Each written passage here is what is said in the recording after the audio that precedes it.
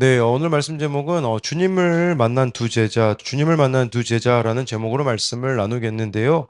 이렇게 말씀을 제목 잡은 것은 15절에 예수님 제자 둘이 아마 이 제자 여러분 제자라고 하면 꼭 12명으로 생각 안 하셔도 될 것 같습니다. 왜냐하면 예수님을 따랐던 많은 사람들이 있었기 때문에 이 사람들은 그 12제자에는 속하지 않은 자들이었지만 그럼에도 불구하고 네, 예수님과 함께하는 자였었는데요. 근데 부활하신 예수님이 이제 이들과 동행하는 내용이 나오기 때문입니다.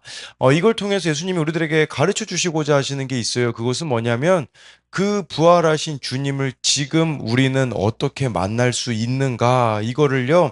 오늘 말씀을 통해서 우리가 보아야 되는 거죠. 부활하셨다라는 것은 예수님이 살아계신다라는 뜻이 아니겠습니까? 그 살아계신 예수님을 우리가 우리의 삶 가운데 어떻게 만날 수 있는지 그 비결이 바로 오늘 말씀에 보면 나와 있습니다. 그래서 첫 번째로는요, 부활하신 주님을 만나려면 내 기대를 내려놓아야 합니다. 13, 14절인데요. 그날에 그들 중 둘이 예루살렘에서 25리 되는 엠마오라는 마을로 가면서 이 모든 된 일을 서로 이야기하더라. 예수님 제자들 중에 둘이요, 예루살렘에서 25리 되는 엠마오 이 거리를 찾아보니까요. 약 11km 정도가 되었다고 합니다. 뭐 2시간에서 한 3시간 정도 걸어갈 수 있는 그 정도 거리였다라고 보면 되는 거죠. 그런데 여러분 이 사람들이 지금 뭐 모든 된 일을 서로 14절에 이야기하는데 문제는 뭐냐면 예루살렘은 공동체거든요. 제자들이 모여 있는 공동체인데 이들이 엠마오로 가고 있다라는 것은 공동체를 떠났다라는 뜻이 되는 것입니다. 예, 그래서 이들이 이미 들었거든요. 예수님이 십자가에서 죽으시고 부활하셨다라는 증언도 들었지만 무엇이 사실이고 어떻게 해야 할지 몰라 공동체를 떠난 것이라고 볼 수가 있는 것입니다. 예, 엠마오로 가는 이 두 제자들은요, 인간적인 생각에 붙잡혀서 이렇게 공동체를 떠났다라는 거죠. 이것을 통해 우리가 알아야 되는 것은요, 힘들고 어려울 때 최악의 선택지는 바로 교회 공동체를 떠나는 것이라고 할 수가 있는 것입니다. 15절부터 17절인데요. 그들이 서로 이야기하며 문의할 때에 예수께서 가까이 이르러 그들과 동행하시나 그들의 눈이 가리어져서 그인 줄 알아보지 못하거늘 예수께서 이르시되 너희가 길 가면서 서로 주고받고 하는 이야기가 무엇이냐 하시니 두 사람이 슬픈 빛을 띠고 머물러 서더라.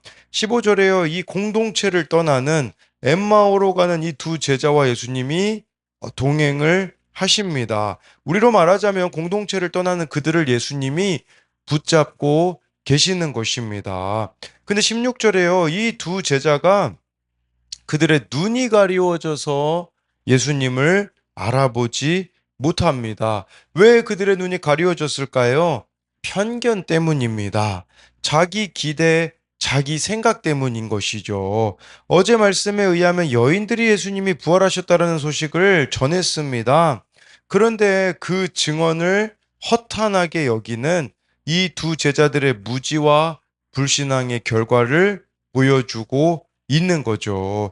이들은 예수님이 부활하셨다라고 믿지 않았기 때문에 지금 그들의 눈이 가려워져서 예수님을 알아보지 못했다라고 말씀해주고 있는 것입니다. 여러분 여기서 영적인 눈이 가려지면요 우리가 알아야 되는 것은 뭐냐면 지금 함께 하시는 예수님을 알아보지 못한다라는 겁니다. 여러분 예수님이 여러분들과 날마다 함께 하십니다. 근데 우리는요 눈이 가려져 있기 때문에 오늘 내 삶 가운데, 사건 가운데, 상황 가운데, 환경 가운데 사람을 통해 함께 하시는 그 예수님을 알아보지를 못하는 것이죠. 왜 영적인 눈이 가리워질까요? 그것은요, 내 자아가 너무 강하기 때문입니다. 내 생각, 내 옳고 그름이 너무 강하기 때문에 오늘 함께 하시는 그 예수님을 우리는 알아보지 못하는 것이죠. 그래서 청년용 큐티인 묵상간증 이정표로 생각한 삶에요. 어느 청년의 이런 고백이 나오더라고요. 저는 지금도 구속사 말씀이 잘 들리지 않습니다. 정해진 답보다 여러 의견을 존중해야 한다는 생각이 제 머리에 뿌리 깊게 박혀 있기 때문입니다. 저는 주변에 피해를 주는 사람들은 물론 구속사 설교에 대해서도 유난이다 정죄하고 판단하고 있습니다. 또 몇 달 전에는 광화문 연합 예배가 정치색을 띠는 것 같다면서 소그룹 리더와 여자친구를 괴롭히기도 했습니다. 이 광화문 연합 예배 10월 27일에 그 차별금지법 반대한다고 모인 그 예배를 말하는 거겠죠. 예, 그러면서 이런 내용이 나와요. 놀라운 것은 구속사 말씀이 듣기 힘들어도 공동체에 붙어만 가다 보니 납득이 되지 않았던 것들을 조금씩 이해하는 은혜를 누리고 있다는 것입니다. 죄인인 제가 누구를 정죄하고 판단하는 것이 얼마나 교만한지 깨달아가고 있습니다. 즉, 이 청년에게는 자기 옳음이 말씀이 들려지지 않는 것이었다라는 고백인 겁니다. 17절에 보니까요. 영적인 눈이 가리워지면 여러분 예수님을 알아보지 못하니까 여러분들이 하루하루가 어떻습니까? 17절에 나와 있잖아요. 슬픈 빛을 띠고 머물러 서더라. 이렇게 될 수밖에 없어요. 예, 우리가 영적인 눈이 가려져 있으면요. 그냥 다 슬픈 일로 보이고 다 죽을 일들로 우리들에게 벌어지는 일들이 보여지게 되는 것이죠. 그래서 머물러 서게 되어지는 네, 정말 예수님하고 거리두기를 하는 자가 될 수밖에 없는 것이죠. 제가 지난주 설교 때 뭐 말씀드렸듯이 돼지는 죽을 때까지 하늘을 볼 수 없다고 하지 않습니까? 아주 오랫동안 먹이를 찾아 땅만 쳐다봐서 목뼈가 퇴화되어 하늘을 볼 수 없다고 말씀드렸습니다. 여러분, 우리도 마찬가지로 지금 내가 땅만 바라보고 있기 때문에 예수님을 알아보지 못하고 슬픈 빛을 띠고 살아가고 있지는 않습니까? 21절에요. 우리는 이 사람이 이스라엘을 속량할 자로 바라노라. 이뿐 아니라 이 일이 일어난 지가 사흘째요. 18절부터 24절에요. 이 두 제자 중에 한 명인 글로바라는 사람이 지금까지 있었던 일을 예수님에게 이야기해 주거든요. 근데 제가 21절만 가지고 온 것은 여기에 그가 생각했던 메시아에 대한 기대가 담겨 있기 때문입니다. 이 글로바가 기대했던 예수님은 이스라엘을 속량할 자이라였는데 속량이라는 단어가요. 어떤 의미를 가지고 있냐면 노예 해방을 뜻하는 거예요. 노예 해방. 그러니까 이들이 생각했던 노예 해방, 하나님이 생각했던 노예 해방은 뭡니까? 죄로부터 구원이었거든요. 근데 이들이 생각했던 노예 해방은 뭐냐? 로마로부터 자유해지는 거였거든요. 그러니까 예수님을 못 믿는 거죠. 내 기대는 예수님은 로마를 없애줘 주셔야 되는데 왜 로마로부터 죽임을 당하시지? 그러니까 이들이 지금 실족하고서는 공동체를 떠났다라고 볼 수가 있는 것입니다. 그러니까 자기 기대가 무너지자 예수님을 떠나는 우리도 마찬가지지 않습니까? 끊임없이 예수님께 여러분들이 가지고 있는 기대를 투영하는 거예요. 아니, 예수님 살아계시면 우리 가정은 좀 이렇게 돼야 되지 않겠습니까? 상황과 환경은 좀 이렇게 바뀌어야 되지 않겠습니까? 그 기대가 안 이루어지니 우리는 예수님을 떠나고 공동체를 떠나는 것이겠죠. 그래서 예수님께 투영시키고 있는 지금 내 기대가 무엇인가? 그거를 내려놓아야 오늘 함께 하시는 예수님을 만날 수가 있다는 것입니다. 그래서 이것에 대한 두 가지 적용은요. 나는 힘든 순간에도 나와 동행하시는 주님을 바라봅니까? 땅만 보며 한숨을 쉬며 공동체를 떠나 있지는 않습니까? 또 한 가지는 무엇이 나의 영적인 눈을 가려서 오늘 나와 동행하시는 주님을 알아보지 못하게 합니까? 두 번째로는요, 부활하신 주님을 만나려면 말씀으로 마음이 뜨거워야 합니다. 25절부터 27절인데요. 이르시되 미련하고 선지자들이 말한 모든 것을 마음에 더디 믿는 자들이여 그리스도가 이런 고난을 받고 자기 영광에 들어가야 할 것이 아니냐 하시고 이에 모세와 모든 선지자의 글로 시작하여 모든 성경에 쓴 바 자기에 관한 것을 자세히 설명하시니라. 예수님이요 엠마오로 가는 이 두 제자를요 꾸짖으십니다. 그 불신앙을 깨우쳐 주시는 거죠. 그래서 미련하다, 마음이 참 더디다라고 이렇게 예수님이 말씀하시는 겁니다. 이런 말씀을 통해 꾸지람을 받을 수 있다면 그것은 특권입니다. 그게 바로 말씀이 들리는 것이고 말씀의 꾸지람을 듣게 되어지면 회개의 기회를 잡는 것이겠죠. 예, 그러면서 27절에 예수님이 마치 저자 직강을 하듯이요. 아마도 여기 모세와 모든 선지자글로 시작하여 성경에 예수님에 대한 내용 아마 창세기부터 그 당시는 이제 신약 성경이 네, 이렇게 다 쓰여지지 않는 상황이었기 때문에 뭐 아마 말라기까지 뭐 구약 성경을 다 예수님에 관한 내용들을 설명해 주지 않으셨겠습니까? 여러분 이 두 제자를 포함해 예수님을 따르는 사람들은 이제 한 가지 공통점이 있습니다. 그것은 뭐냐면 예수님의 말씀을 있잖아요. 있는 그대로 듣지 않고 자신만의 필터를 통해서 듣습니다. 그래서 예수님의 말씀을 오해하거나 잘못 믿는 거죠. 로마서에 보면요, 믿음은 들음에서 나고 들음은 그리스도의 말씀이다라고 말씀에서부터 말미암는다라고 하는데, 여러분 믿음은요 들음에서 난다고 하였습니다. 그러니까 믿음의 핵심은 들음이에요. 들음. 내 기준이나 선입견을 가지고 듣는다면 그 말씀은 우리 가운데 역사할 수가 없는 것이죠. 그러니까 말씀이 말씀하시는 대로 그대로 우리는 들어야 되는데 그렇게 듣지 못할 때가 참 너무나 많다라는 거겠죠. 눈이 가려져 자신 알아보지 못하는 제자들을 예수님은 포기하지 않으시고 말씀을 가르쳐 주십니다. 여러분, 이처럼 우리는 부활의 주님을 매일 만날 수 있습니다. 뭐를 통해서요? 말씀을 통해 매일 만날 수가 있는 것이에요. 이렇게 예수님께서 성경을 풀어주시는 것을 들으며 엠마오로 도착했을 때 두 제자들이요, 이제 말씀이 너무 달콤한 거죠. 예수님 보고요. 오늘 밤 같이 지내면서 말씀 좀 더 가르쳐 주십시오. 이렇게 제자들이 이야기를 하거든요. 네. 뭐 이것을 뭐지 30절 넘어가기 전에 한 가지만 더 이야기 드리자면 그거죠. 여러분들은 그런 생각을 할지 몰라요. 2000년 전에 예수님 제자들 엄청 좋았겠다. 예수님하고 실제 함께 했잖아. 예수님하고 3년 동안 공생애를 보냈으니 이거 예수님으로부터 직접 듣고 보았기 때문에 참 좋았겠다 싶은데요. 근데요, 여러분, 우리가 더 좋습니다. 왜 그런 줄 아십니까?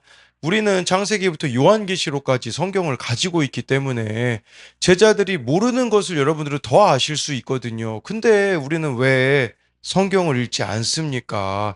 제자들보다 더 좋은 특권을 우리는 가지고 있다라는 거죠. 30절부터 32절을 보면요. 그들과 함께 음식 잡수실 때에 떡을 가지사 축사하시고 떼어 그들에게 주시니 그들의 눈이 밝아져 그인 줄 알아보더니 예수는 그들에게 보이지 아니하시는지라. 그들이 서로 말하되 길에서 우리에게 말씀하시고 우리에게 성경을 풀어주실 때에 우리 속에서 마음이 뜨겁지 아니하더냐 하고 예수님이요 이들과 음식을 잡수시면서요 떡을 가지사 축사하세요. 마치 십자가 지시기 전에 제자들에게 떡을 가지사 축사지듯이 동일하게 하시는 거죠. 그제서야 이제 31절에 보니까요 이들의 눈이 밝아져 예수님을 알아보았습니다. 예, 그랬을 때 이제 32절에요. 이 사람들이요. 우리에게 성경 풀어주실 때 마음이 뜨겁지 아니하냐. 여기서 뜨겁다라는 단어가요. 불탔다라는 뜻입니다. 그러니까 이들이요.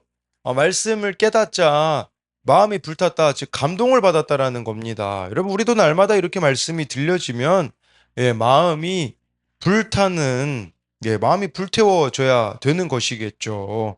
네. 그래서 이 부활의 주님을 믿고 나아가는 성도들은 그렇기 때문에 여러분 날마다 말씀을 보셔야 됩니다. 그리고 이 말씀이 내 마음을 불태워야 되는 것이죠.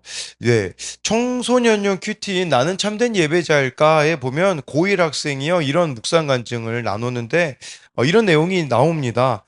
청소년부 예배가 끝난 시간에 우연히 어른 예배에 들어가 보았습니다. 그때는 찬양으로 예배를 여는 시간이었는데 많은 찬양 중에서 말씀 앞에서라는 찬양의 가사가 제 마음에 강하게 다가왔습니다.